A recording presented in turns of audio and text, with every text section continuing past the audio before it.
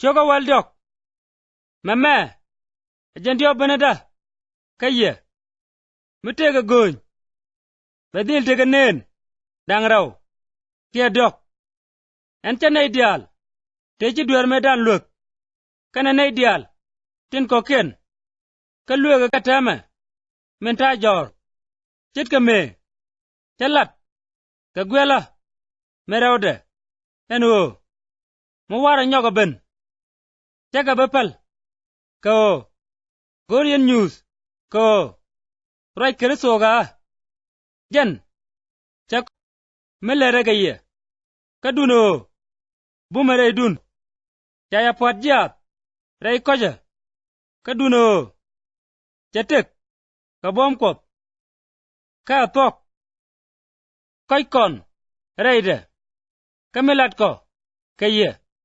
panatik kajakel kabom kop tamaro ko biajanen mitegen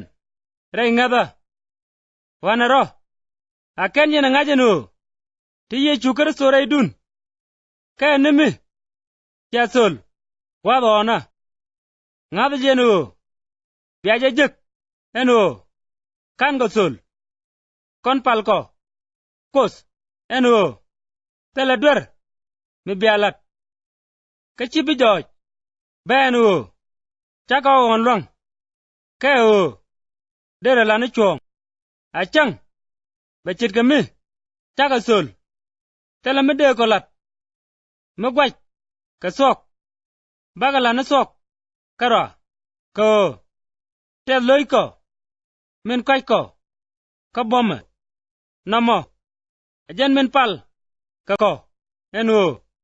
biasel dew eno gar yetiti men ngoda nana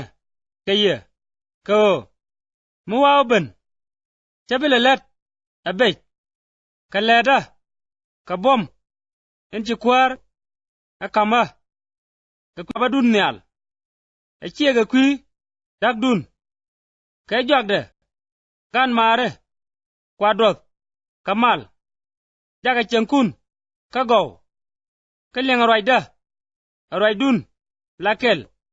chenga kamal kabukunoga kanamal tekel kaye neraro kachem noga meraro neidial tinji kokale nergaye apop kwar ni ye chukarso kana nokop kamat yega engwa eraro tege yendial no